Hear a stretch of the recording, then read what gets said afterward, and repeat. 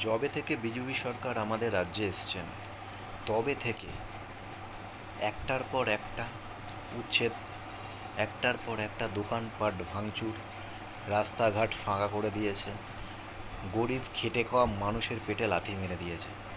যবে থেকে ওরা আমাদের রাজ্যে এসেছে, যবে থেকে ওরা পশ্চিমবঙ্গে রাজত্ব করতে আরম্ভ করেছে, খালি বুলডোজার চতুর্দিকে বুলডোজার চালিয়েছে।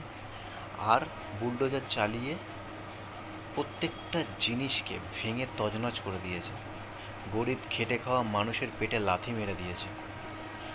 বহু মানুষ আজকে না খেতে পেয়ে কীভাবে তাদের যে দিন চলছে সে কথা বলে বোঝানো যাবে না।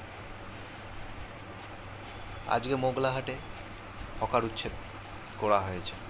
সেখানে বহু মানুষ হকারি করে জীবিকা অর্জন করত, বহু মানুষের সংসার চলত। আজকে হকারি ট্রেনেতে বলুন, সমস্ত জায়গাতে আজকে হকারি করা বন্ধ করে দিয়েছে। হকারি করে বহু মানুষ তারা জীবিকা অর্জন করত, তাদের পরিবারগুলোকে বাঁচাতো এই হকারি করে। আজকে তাদের পেটেও বিজেপি সরকার এসে লাথি মেরে দিয়েছে। দুমুঠো অন্ন বিজেপি সরকার দিতে পারছে না, দুমুঠো অন্ন কারার জন্য উঠে পড়ে লেগেছে।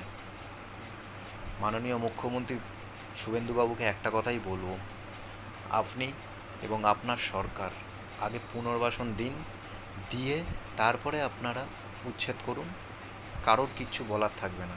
কিন্তু পুনর্বাসন না দিয়ে দ্বিতীয় ব্যবস্থার না ঠিক করে আপনারা প্রত্যেকটা গরিব খেটে খাওয়া মানুষের পেটে এইভাবে লাথি মারতে পারেন না। সেই অধিকার আপনাদেরকে কেউ দেয়নি।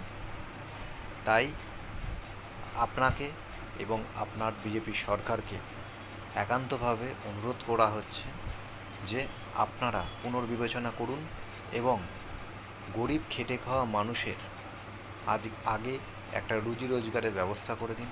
একটা ব্যবস্থা না করে আপনারা এইভাবে উচ্ছেদ করবেন না। এতে কত মানুষের যে ক্ষতি হয়েছে সেটা আপনাদের বলে বোঝানো যাবে না।